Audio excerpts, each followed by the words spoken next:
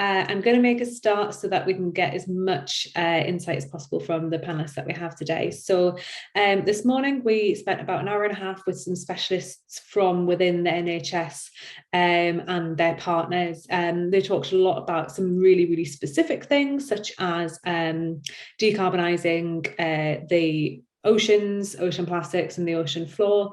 We went then into some really pragmatic, realistic and advice-based talks from some other people really embedded in the NHS, including one of our panelists who was given his talk from his GP surgery at the time in his scrubs. So really authentic and really insightful session that we had this morning. If you weren't able to make that, but you are on our mailing list, we're going to have a roundup session on our blog where you'll be able to see all of the entire webinar. You'll be able to have all of the resources, links, and also the contact details of everyone who was on that session this morning. So feel free to check back on our blog. You'll probably get an email about that one as well. So this morning's session marked our 15th event for Sustainability Partnerships since Nathan and I took this initiative on and rebranded as Sustainability Partnerships. The Sustainability Day of Action has actually been going for, I think, about 7 or 8 years now, and it's really, really good to see. We've had a lot of activity and engagement online with our social media community, and a lot of NHS Trusts doing some really interesting things, really fun and sustainable activities within their trusts as well. We also do have our Sustainability Partnerships Day of Action pledge page. I'm going to post that now into the chat function. So please check this out and make a sustainable pledge of your own. I spoke to everyone this morning on the session to say that my pledge was around eating sustainably, locally and seasonally, and that definitely spoke to my personality more than any of the others because it was about food. But if you want to take a look and see if there's anything there, please use the chat function throughout the entire session.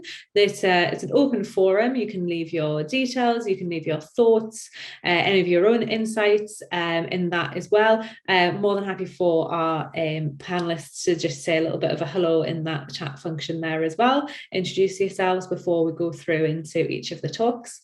After we've heard from each of our panelists, we're then going to have a Q&A session. So if you have any questions specifically for any of our panelists, please put that in the Q&A function as opposed to the chat function, because sometimes they get lost as people are just sort of introducing themselves and each other.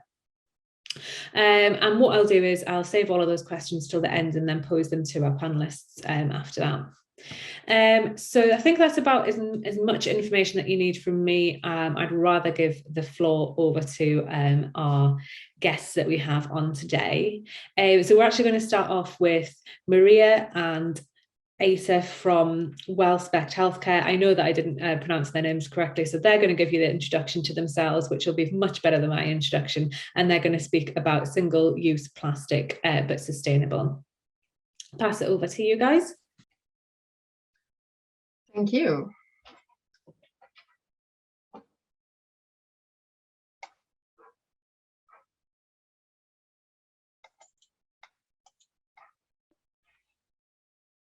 Thank you for having us at this NHS Sustainability Day of Action. My name is Maria Berntsson and I'm Manager EHS at Wellspect, and I also run our Global Sustainability Program. And I have my colleague with me. Yes, my name is Westling and I work in the Research and Development Group at Wellspect as an R&D scientist. I have a PhD in polymer technology and I work with new product development and have a specific responsibility for product-related sustainability work at R&D. Yes, and we like to introduce our company for you a bit.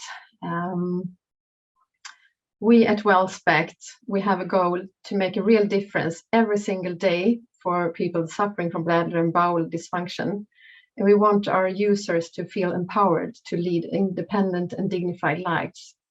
And as a company, we promote business practices that have a minimal environmental footprint, and we respect human rights and social needs. We have been leading the industry for almost 40 years with our product brands Lowfric and Avina. And our products are reliable and user-friendly for continence care and has a minimal environmental impact. We like to think that our sustainability journey already started in 1983 when we launched the first hydrophilic catheter with a urotonic surface, Lowfric. And today we have the opportunity to talk a bit more about our sustainability journey and how our goals are aligned with the NHS goals. So next, please. This slide, this picture is perfect, I think. It's the front page of our sustainability report. And I think you can recognize Åsa on it. Our products are... Sorry guys, you've not moved slides. Okay, yeah. Sorry. Actually, I couldn't, it stopped for some reason. Maybe it's the connection. Couldn't change. Couldn't change it. Then I see you can't recognize Åsa on this slide. No, I was going to say I didn't think that was her.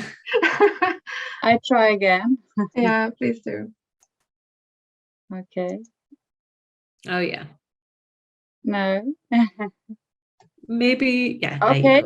Here you go. Now you see it. Now you see the perfect slide. And as I said, the front page of our sustainability report. Our products are single-use plastic, but they are sustainable. And we are so aware of the challenge, what it means to have a product that is necessary for our users, and at the same time is made of fossil-based plastic and is a single device. But today there are no available alternative materials or therapies that can outstand this, so we have to make the best out of it. And we don't compromise product safety and environmental performance. We have made strategically wise decisions throughout the years, and sustainability has always been important to us. So all major steps has been taken with that in mind. So we think that we have a good foundation where we are now. You can go back just one more. We have taken those important steps and taking that into consideration when we choose materials and when we develop new manufacturing processes. And it has not been something that any authority has forced us to do. We have always wanted to take a bit more and become even better when it comes to environmental sustainability. And we know a lot of our product environmental footprint, and we have a plan to reduce it. And we have a plan to reduce our environmental footprint from our own manufacturing. And we know what activities that we need to be done in collaboration with our suppliers in order to reach the long-term goals. So next, please. And this is a picture of our global sustainable operations, just a glimpse. But as you can see, we now use 100% renewable electricity at our manufacturing sites. And we have set our climate targets. We want to be net zero by 2045. And Wellspect is that kind of company that doesn't take this decision just because we feel that we must, but also because we feel that we can. And we share this goal with NHS. And we know that just as much as NHS does, that we need to do this in collaboration with our suppliers. Otherwise, we can't reach this. So we are in the game, and we are very confident that we can do this. So next, please. And this is our roadmap for climate neutrality for 2045. And we have a good picture of our carbon emissions. And we know that the majority of our carbon footprint is within scope 3. But we have been able to set those targets to have net zero for 2045. And we know a lot about our scope 1 and 2 emissions, and we have a good plan to reduce them. So that's why we can have the ambitious targets to reach 95% reduction already in 2030. And this is aligned with the Science Based Targets Initiative, of course, because if Wellspect are doing something, we wanted to have it fact-based And we want to know as much as possible, and also know that these are reasonable targets. And now I will hand over to Åsa, and she will talk you through our journey, what kind of activities we have already done, and what kind of opportunities we have to reach those goals. Please, Åsa. Yes, thank you. So how can we now measure the greenhouse gas emissions related to our products and the carbon footprint of the products? Well, we use a life cycle assessment as a method to assess the different environmental impacts and also the carbon footprint of our products. So we look into the entire life cycle of the products, starting from the early resources used all the way up to the end of life of the product, what happens after they have been used. And the LCA is performed according to ISO standards. Already during the development of new products, we try to make early assessments of the carbon footprint of different product concepts in order for us to find a final product which has as low carbon footprint as reasonable possible. And our aim is to reduce the carbon footprint. And this is very important since we do produce single-use products in plastics. Therefore, we also have a specific responsibility to do this with as low climate impact as possible. So sustainability in product development. I want to use our latest product, Low-Fric L, as an example. Here we made early decisions towards developing a sustainable product. So this is a sterile, single-use hydrophilic intermittent catheter. It has been designed to enable more women to self-catheterize. It is safe and easy catheter use and insertion due to the low friction coating on the catheter. And we have chosen as sustainable materials as possible, which will end up in reducing the emissions of scope 3, as Maria talked about previously. So when we talk about sustainability and materials, it's important to stress that all plastics are not the same. So different plastic materials have different carbon footprint. A catheter material should be flexible in order to have a sufficient function. And we use a catheter material that is polyolefin-based elastomer called POBE. This has been shown to have a lower environmental load and a lower carbon footprint in comparison to other catheter materials that are commonly used, like PVC and polyurethane, as you can see here on the graph on the right-hand side, on the carbon footprint being different for the different catheter materials. And this has also been published in a scientific journal. We changed from PVC to POBE in our low-fric catheters already in 2009. And the use of POBE material in the low-fric catheters and not PVC resulted in 67 tons lower carbon dioxide emissions in UK only last year. This corresponds, for instance, to the emissions of a car driven for 168,000 miles. And if all the intermittent catheters used in UK were made of POBE material instead of PVC and polyurethane, for instance, that is estimated to result in 470 tons of lower carbon dioxide emissions per year. So as you see, all plastics are not the same, and every choice matters. So depending on which product that is chosen by NHS or by the users, that will have an impact on the carbon emissions in the end. But not only product materials, but also the manufacturing of the products have an impact on the total carbon footprint and the carbon emissions. So we have a strategy for sustainable manufacturing since a long time. As you heard previously from Maria, we have green energy at our manufacturing plant. And another example of this is the implementation of our new coating process for the catheters. Here we have changed the solvent and we use now a bio-based solvent. We have reduced the energy use and we have less chemicals and less water use in the production coating process. All of this together has resulted in a carbon footprint that is reduced to half for the coating process. And we are continuously working with further improvements of our manufacturing.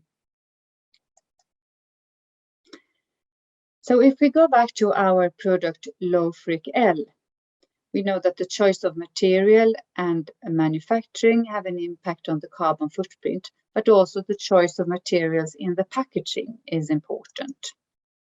So in the primary packaging, we have chosen the plastic polypropylene. And this is the plastic with the lowest carbon footprint of all the conventional fossil-based plastics. We do search for new and bio-based plastic materials, but so far there are none with sufficient properties that also fulfill the medical grade requirements that we have. Part of the packaging here can also be used as a handle during the catheterization in order to facilitate the use. So the packaging here has a dual use. And after it has been used, the handle is designed to be material recycled, and it should be sorted in the collection for plastic packagings. And this will further reduce the total carbon footprints of the product. And we are very proud that we have recently achieved the eco-label, Nordic Swan eco-label for our catheters. And this is the first eco-labeling that is obtained for this type of catheters. So now I hand over to Maria again. Yes, thank you. And by that, I think you can agree with us that we are really proud of what we have been doing so far, and that we have good opportunities to reach our common goals. And we will work with this to decrease our carbon footprint continuously. And we are constantly improving our carbon accountant to make it as accurate as possible. And the roadmap is under development, but it is already as defined, so we can go out and talk about it. We do welcome sustainability requirements in the procurement processes because we feel that we can meet them. And as you see, all choices matters. So hope that we have an interesting and of course very challenging future ahead of us together with our suppliers and of course NHS. And if you want further information, we hand over to Gosha in Wellspect UK, and you are very welcome to visit our Wellspect homepage, where you can read our sustainability report and how we work with sustainability. Thank you. Thanks, guys. Really appreciate you kicking off the show this afternoon. Really interesting to find out that not all plastics are the same. And this is a conversation that we've been having quite a lot with suppliers into the NHS. And I feel like a lot of people are kind of feeling that we shouldn't be demonising plastic is the way that we do. And we should be talking a lot more about actually reuse, recycle, and as opposed to just removing plastics entirely, which is why we do have an event. Our next one is going to be in July on the 7th. So a month today. I'm just going to post a link there for anyone who wants to sign up to that event. And that's going to be about more of a circular economy around plastic, as opposed to just saying, hey, let's get rid of those plastics entirely. And for you guys to be like, not just scraping the surface of trying to do more sustainable actions, you're actually sort of saying, well, actually, let's look at the makeup of the different options that we have, and let's choose one that's a little bit less harmful. And yeah, what we're saying this morning, as well, that it's just such a massively multifaceted conversation around sustainability, and every time we get a new speaker onto one of our events, we learn something new, and every single element of the sustainability conversation has its own, we could talk about just plastic for hours and hours, but then there's just so many other elements to it. But what we are seeing core to conversations is the more importance on that scope 3 emissions with the NHS, where previously it was scope 1 and 2, and we're really looking at like really important things like their own carbon emissions and the way that they procure energy and that type of thing. But it's really getting pushed down, the on us, and the responsibility is really getting pushed down the supply chain within the NHS now, which is why it's so important to have suppliers like yourselves who not only are sustainable as a company but are supplying sustainable products. So thanks so much for starting us off, the guys from Wellspect. Iwain, you're up next. I'm going to let you introduce yourself and give us an intro to what you're going to be talking about today. Okay, absolutely. Is my screen sharing okay? Okay, perfect. Well, thank you for having us here today. Hello, everyone. My name is Iwain. I'm the president and CEO of Service Medical.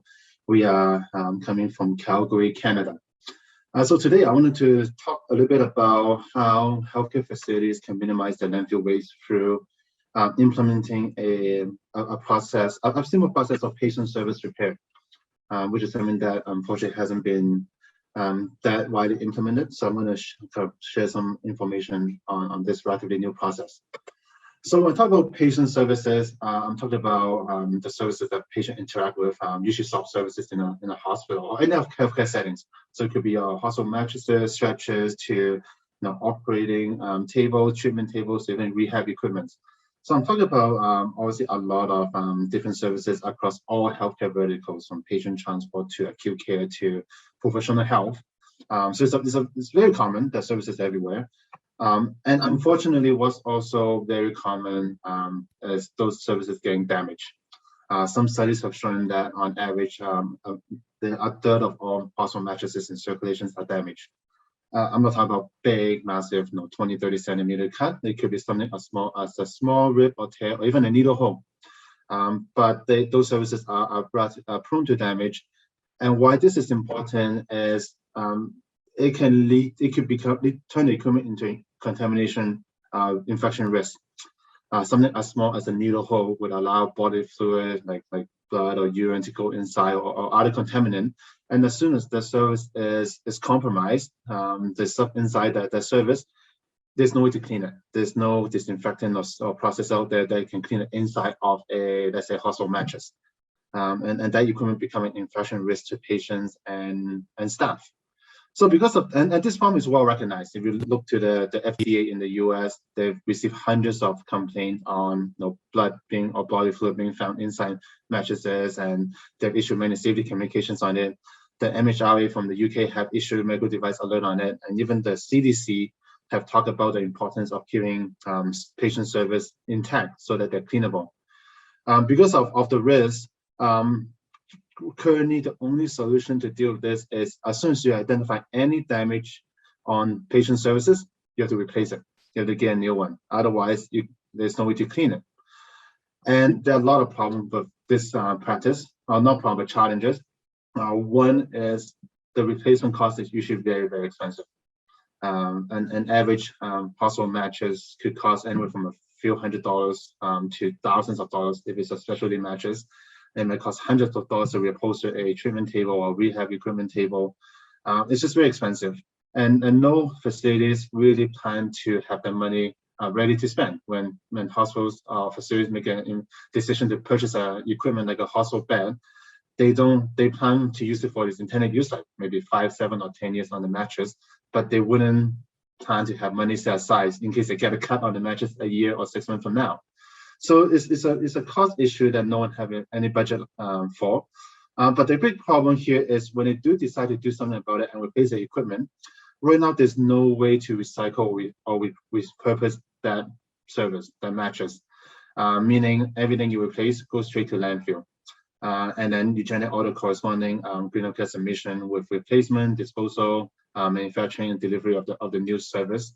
So it's a very wasteful process. And if you think about it, when damage occurs in a healthcare facility, which happens very frequently on a daily basis, the facility have to decide whether if they can afford to do something about it, or if they can't afford to do anything about it, then it's an infection risk. But if they do, they have to spend a lot of money that they don't have to replace a service that's going straight to the landfill, and it's really, it's really wasteful. So what we have invented at Service Medical is a way to address both of these problems. And what we are saying to facilities around the world is, instead of replacing, repair. So what we've created is a product called Clean Patch. It's a custom medical device, and it's designed to restore damaged patient services to an intact and cleanable state. It's like a band-aid to a wound. The idea is very simple. As soon as the damage is identified and is deemed repairable, then you just clean the service, you apply Clean Patch, you clean the service again, and that's it. Now you don't have to flag it, take it out of service, you do have to replace it. You keep that equipment in use, and you just restore the service to an intact and cleanable and hygienic state. So very, very simple process. Takes about a couple minutes. And why this is important is studies have found that if you can identify the damages early, over 80% of them can be repaired. They don't have to be flagged for replacement. So it's a very significant amount of the equipment out there that can be addressed by simply implementing patient repair. And repair process is very easy to implement. Right now, most facilities, definitely a lot of the NHS Trusts have a protocol in place to look for identified damages and flag it for replacement. So that process, that protocol is already in place with a lot of facilities. All you have to do is once you identify the damage, either it's by maybe it's EVS or biomed or nurses, before you flag it and say, oh, I found the damage, let's replace this one, you stop and assess and say, what kind of damage is it? What's the size of the damage? What's the location of the damage? Are there any signs of fluid ingress? And if you catch it early, and it meets all the criteria of damage being repairable, then you can say, let's not throw this away. Let's repair it. Let's put a repair patch on it, restore the service to an intact state, and repair it. So it's a very simple process, and it's a lot less time consuming than having to flag it for replacement, if nothing else. So there are a lot of benefits of implementing service repair. One is you can do it immediately on site. As soon as it's identified, again, any stakeholders can do it. It's a very simple process. It's like applying a band-aid to a wound.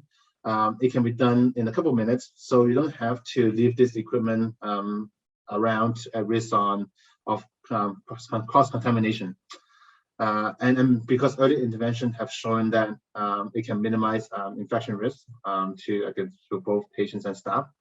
And it's a lot cheaper than replacement. On average, you save about 95% plus. You can repair it rather than replacing it, and then other associated administrative costs to do the disposal and replacement. And you can also minimize equipment downtime. If you have a unit or hospital that has very high bed occupancy rate, or a small clinic that only have 5 treatment tables, or you really can't afford to lose equipment for days and run out the supply chain because of COVID, it could be weeks or even months to get a reupholster or replacement equipment. And most importantly, and especially in the context of today's discussion, it really is a novel way and a significant way to promote sustainable practices and circular economy in healthcare. Every service that you can repair instead of replacing is one service you're diverting away from landfill. And that's a very significant amount. Again, soft services everywhere in every healthcare vertical, every facility, every ambulance. If every one that you can repair is one less waste going to the landfill. So here is just kind of a simple diagram of illustrating that. You can imagine a hospital could have a few hundred beds. If a third of them of service are damaged, even if a small cut, if you don't address it, it's a patient risk. If you do address it, it could be a lot of waste. So if you can catch it early and repair most of it, then not only are you promoting patient safety and saving costs, but you're also reducing a lot of waste from landfill. And I think this kind of fits very nicely with the waste hierarchy that the Healthcare Without Harm organization have been promoting. Is if there are many ways to address waste, but ideally you want to keep it above the line, prevent it before actually turning to waste. And right now, the only way, when you look at patient services like hospital mattress, it doesn't fit in any of this. Anything you replace goes straight to waste. And what we are promoting is to, every time you see a damage, stop and think, can I prevent this from becoming waste? Can I repair it? And in most cases, the answer is yes. So what I'm hoping to, through today's discussion, encourage everyone to do is take a look at the processes you currently use in your facility on how damage are addressed. If they are replaced, how are those services replaced? What happens to that service? And see whether there's a place to implement service repair to promote circular economy and promote sustainability. And that's it. So feel free to reach out to me directly or visit our website at cleanpatch.ca. We're happy to work with you to, again, see how we can help you implement if you're interested, or help you work through what the sustainable impact it could be for your facility if you were to implement service repair, or just provide any support that we give you, or even samples to try so that we can do some internal study. With that, thank you again for your time, and I look forward to answering any questions everyone might have in the Q&A session. Thank you. Thanks so much for sharing. And I think that what you're talking about, I mean, all the R's there in that Healthcare Without Harm diagram, I can't remember, reuse, replace, repair, all of that mindset. I think that's, it's kind of seeping into the general mindset anyway. We have a lot of people repairing clothes and home items, and people are obviously trying to buy a lot more secondhand as opposed to buying new things. So I think that's an ethos that's coming more into general life, but obviously there is that concern around repairing things within the NHS. We have to make sure that obviously it's safe and sterile as possible. So it's great to hear that you guys have done so much research into something that's both sustainable in its use and is sustainable in the way that it's made as well. I think that the time save and the efficiency around this is super important as well, because when we talk about sustainability partnerships, we don't just talk about ecological sustainability, we talk about the efficiencies that can be created through introducing new and interesting solutions and products. So it was great to hear about that as well. And we have worked with Healthcare Without Harm in the past as well. A great initiative if no one's worked with them before. There's a question here in the Q&A for the guys at Wellspect. I think there's some coming in on the chat as well. On the chat, if everyone can just please chat with each other, introduce yourself, leave your contact details, any of that kind of stuff. If you do have a question specifically, chuck that into the Q&A so that I can have that all in that section for when we get to the Q&A session at the end. I'm going to pass over to you now, Hermione, if you can talk to us to who you are, what you do, and what you're going to talk about today. Great, thank you so much, Georgia. I will get my screen shared. Can you all see that okay? And hear me okay, yeah? Great. So thank you, great to hear those talks now. I'm Hermione, founder of DoNation, which I've been running for 12 years somehow. Don't know where time goes. DoNation is here to help organizations engage their employees in climate action and sustainable behaviors more widely. the thing that really gets us going as a team is that, like, our mission is showing people how their individual actions can really add up to make bigger impact, lead to much bigger changes. And we do this through an online platform where anyone can make a pledge or run a campaign to raise pledges. All sorts of things these pledges are, from taking shorter showers, you can see Pip here did, to using reusable water bottles or switching to an electric car. And today in particular, I'm going to talk through a story of one particular champion from within the NHS and how his small action has led the way to thousands of NHS staff changing their behaviours using donation, and the far-reaching impact that could have. So let me introduce you to Jason Light. Jason is a passionate and professional environmentalist with a side hustle in dog training, I learned the other day. Back in 2018, Jason ran his first half marathon down in Southampton. And given he was so passionate about the environment and climate change, he decided that instead of asking his friends to support him by donating cash, he'd ask them to support him with an action. And through his donation page that you can see on the right here, his friends were able to support him by selecting an action, one that suited their lifestyle, whether it was to eat sustainable fish or to cycle, or to even they could support his run by running to work themselves, and make a pledge to try out an action for 2 months. It was a real hit. I believe Jason was excited to see the impact that his friends created. Together, that actually stacked up to saving 1.5 tons of carbon over the 2 months, as much as is emitted by growing and transporting 18,750 bananas, if that helps you to contextualize what 1.5 tons is. A few years later, by this time working as head of sustainability and energy for the University Hospital Southampton, Jason learned that we were organising a big cycle ride from London to Glasgow for COP26. And he jumped at the chance to take part and even encouraged his colleague Paul to join him.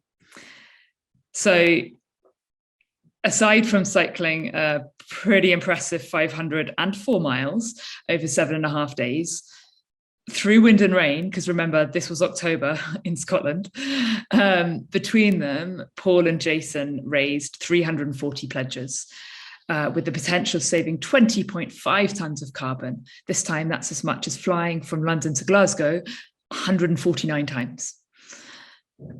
Many of those people who supported him were fellow NHS workers across different trusts around the country. And they got to experience firsthand the impact that these simple pledges could have on their lives, on their lifestyles and their behaviours. We saw through our impact reporting that some said they've improved their fitness from cycling more, others saved money by turning the thermostat down, and many reported reducing their sense of climate anxiety by joining this community of people who are taking positive action together. So it wasn't a huge surprise that soon after, several NHS trusts got in touch with us asking if they could use this platform to engage their staff in a similar way. Now, this was great news. I was meant to show you this picture first. This is Jason and Paul as they arrived in Glasgow at the end of the cycle ride, looking very happy and triumphant. So yes, NHS Trusts got in touch, and this really is our bread and butter. We've been running programs with all sorts of organisations for almost a decade now, helping them to engage their staff in climate action and sustainable behaviours. From SSE to HelloFresh, Innocent Drinks to Edinburgh University, we've worked with so many different types of organisations, and we're just so happy now as a small team. We're a small organisation of just over 10 employees, but we now added a great series of NHS trusts to this list. Over the last 6 months, we've started rolling out donation programs across over 8 NHS trusts, from the South East London ICG to Northern Care Alliance and Stockport NHS. In each of these cases, what we've done is we've created, technically speaking, we've created a set of pages on the site, one for each trust or department or ward, and set them up within a leaderboard that looks something like this, using friendly team competition to see which team can make the most pledges and save the most carbon.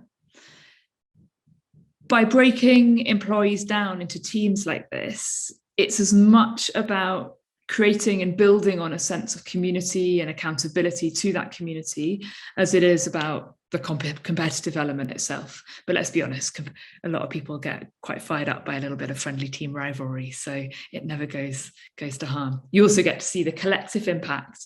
So you get to see how much carbon your individual action can create and how that contributes towards your team savings, and then how that team adds up towards the wider organization at a higher level.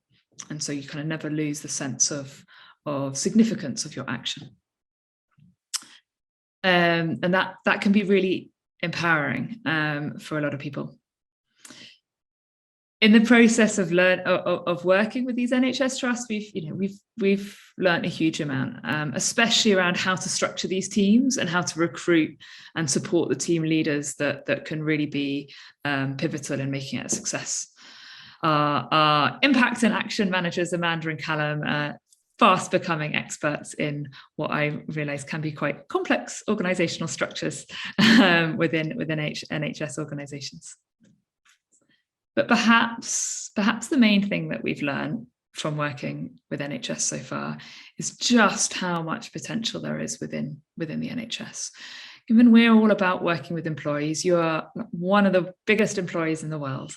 Imagine if every single one of your 1.2 million staff made a pledge. Well, I didn't just imagine it. I went away last night and crunched the numbers to see what impact that could actually have. So firstly, on a carbon level, the carbon saving, by extrapolating out our average saving per user, would be around 133,000 tonnes of carbon per year. And that is as much as the annual heating emissions from all of the households across Eastbourne. And that was a funny coincidence because Jason used to be the energy manager for Eastbourne Council. So that seemed wildly appropriate. But the impact that we have is much greater than just the direct carbon savings of the pledges. We measure water and waste savings as well. But the really beautiful thing about behaviour change to me, the thing that really has made me dedicate so many of my years of my life to it is how it brings alive wider benefits of climate action, really creating a ripple effect on well-being, on health, on sense of community, and helping to engage people more actively in the issues of sustainability.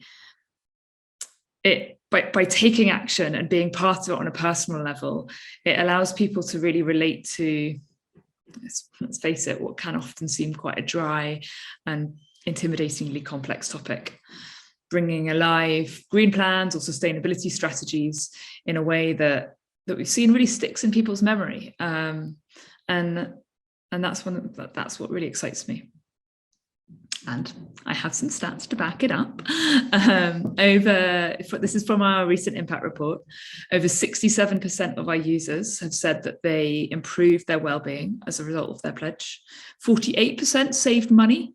Now, to me, it's a myth that sustainable living has to cost the earth. It can be expensive, but there's plenty of things you can do that will help save you money, as this shows. About 3/4 said they felt part of a community, making a difference together. And a whopping 83% agreed that their pride had increased. They felt more proud of their organisation as a result of what they're doing for sustainability.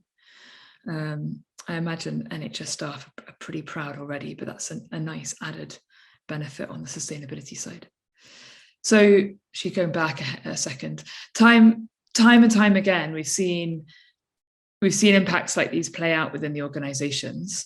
And a result of that is that employees, our hope is that employees feel more motivated and empowered to put any sustainability ideas or innovations that they have to the test, no matter where in the organization they sit, whether or not they're a sustainability manager or a surgeon or a cleaner, whether that's by setting up a cycle group or introducing a new low plastic product line, some of which we've, or more sustainable product line as we've heard about, or joining a Green Champions team.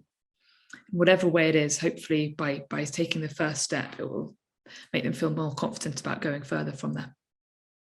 Anyway, enough talking now. I'm gonna try and encourage you guys to experience this yourselves.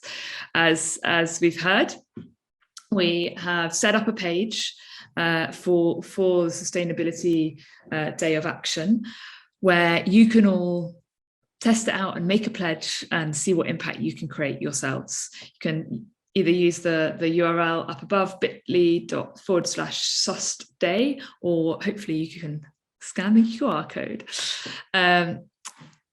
In case you need an added incentive, everyone who makes a pledge today will be entered into a prize draw, with the winner getting to choose a charity to which we'll donate £50. So this is the kind of incentive that we always really like. It's nicely aligned to the altruistic approach, but also hopefully will be enough to encourage you to take part. So please do go and make your pledge. Remember that each pledge is a commitment to try a new action over 2 months. It's not a lifelong commitment. You can customize the pledge and go as far as you want. Whether it's for the veg out one, you could be giving up meat 1 meal a week, or you could be going fully vegetarian, anywhere in between. A couple of actions that we particularly recommend at the moment are on your bike. On average, you could save £3,000 a year while producing 0 carbon and, as you can imagine, improving health and with the exercise that comes from cycling. Another one is Let It Grow, around planting wildflowers. In the UK, 97% of wildflower meadows have been lost since the 1930s. This is awful, and it's really hitting our biodiversity. Whether you plant a pot of wildflowers on your windowsill or let an expansive lawn grow wild, there's lots that you can do no matter where you live to help reverse this decline of biodiversity. So that is one of our favourite pledges at the moment. Good time of year for it. That's just a taster of the actions available, though. There are over 60 actions on the site. The key thing is to pick one that suits your lifestyle and that you're likely to be able to keep up at. There's a whole bank of information and advice about each of them, with tips on how to go about completing it too. And at the end of the 2 months, really important, we ask you to come back and confirm how you got on, and that allows us to report on our impact. So please look out for that email that will come at the end of the 2 months. And let's see, maybe some of these pledges will trigger a chain of events as unexpected and as widespread as Jason's did. We can hope. If you have any questions, please, reach out.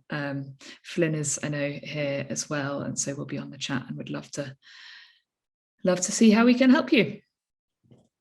Thanks, Hermione. Really good. Now, what I do need to find out from you is, you said that everyone who makes a pledge today will go in the prize draw. Does this also include people who have made pledges before today? Oh, have you gone on mute? I have. Sorry. We will keep it open. Have we set a deadline for it? I think we'll be sending the link out in the follow-up email, so we can give a few days after that, and anyone who makes a pledge before that date will confirm the deadline in the email. Oh, no, I'm just trying to make sure that my pledge was definitely counted. Oh, yeah, they're all counted. We'll take it from any that have been made to date. So I can see that we have, if everyone does stick to the pledges, we will have already saved 8.8 flights from Glasgow to Amsterdam. So we're already getting there, guys. Please do add your pledges and get involved and engaged and share as much as you can. I think that some of the points that you touched on we've talked about before and really do bear repeating, and it's about staff engagement. It is really important, and a change comes from grassroots, no matter what you're talking about, whether it's a sustainability change or whether it's about anything else. It does come from the bottom up, and engaging with staff is really important, whether it's within healthcare or within the private sector, particularly about sustainability and putting in some healthy competition. I think as well, we can't downplay, and this was something that came up this morning as well, the importance of how there is that vicious cycle of fitness and health be impacting the strain on the NHS, and the NHS then having to produce more emissions because the strain on the NHS, and then it goes around in a vicious cycle, particularly to do with air quality. And I think the on your bike or anything to do with sustainable travel, not only does it make our country fitter physically, and therefore has less strain on the NHS, and the NHS will then therefore have to emit less carbon, it also has a massive effect mentally, and there's still some element of the strain on the NHS in terms of mental health anyway, as we know, is huge, and the fact that every single appointment that someone makes has some attribution towards the sustainability, because if you have to drive there in person, if your doctor has to drive there in person, if any single consultation that you have will ultimately have some sort of effect on the sustainability of the NHS ecologically and just through the efficiency of the way that it works as well. So I won't go too much on with that. Obviously 100% in agreement with everything that everyone has said today. Are there any questions for our panel, and does the panel have any questions for each other? Because you're more than welcome to use this as a forum to speak to each other about your own presentations as well, and anything. I know that you've already answered a question, Maria, and you've also answered a question yourself in the chat, Iwain, as well, where someone asked about the infection control. I don't know if you want to take this opportunity quickly to talk a little further on that. Yeah, absolutely, and that's an important question, because I mentioned hospital either do nothing or they replace, but because they can't afford it, in most cases they do use things like duct tape and wound care dressing, and that's really sometimes to make it worse. If you do use duct tape to tape up your furniture or your mattress, yeah, I think that concern is really valid, where the edges would actually promote infection risk rather than minimize it. Which is why we really want to create clean patch, so that if people do prefer to repair it, want to patch it, do it right. And we've been in the market now for over 10 years. We've been in the UK market for over 6, and with a whole lot of clinical studies, clinical data, lab data, independent data to support that this is a medical device to repair services. So if there are any concerns on the clinical, performance or efficacy of repairing, feel free to reach out to me, and happy to provide supporting data to encourage evaluation and implementation.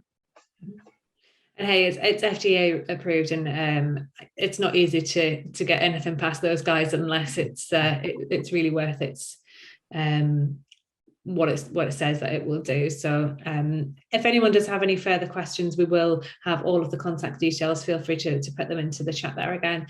Maria, did you want to elaborate at all on the question that you were given around engagement with clinicians? Yeah, I can. I give a response there as well. The message of our products, that the benefit of it and the clinical purpose that it has is still what's most important. But for many clinicians, it's an eye opener that even those small choices can make a difference.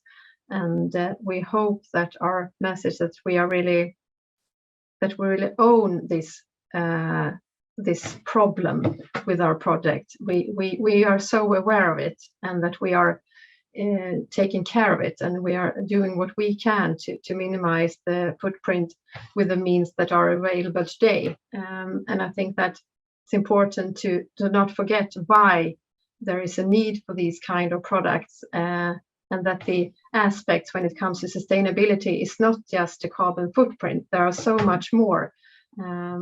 So we hope that our users and the clinicians can be a bit patient, because we have a long journey ahead of us to accomplish climate neutral single-use plastic devices, or if there is something other means of therapy that will be available. So we can just give as much information as they need, answer all questions, and really be confident in what we are doing. And we really believe that our product is safe, and we also want to highlight the other aspects of environmental footprint that can reduce the environmental footprint, like also explained about recycling, how to recycle and sort the used products in the best way.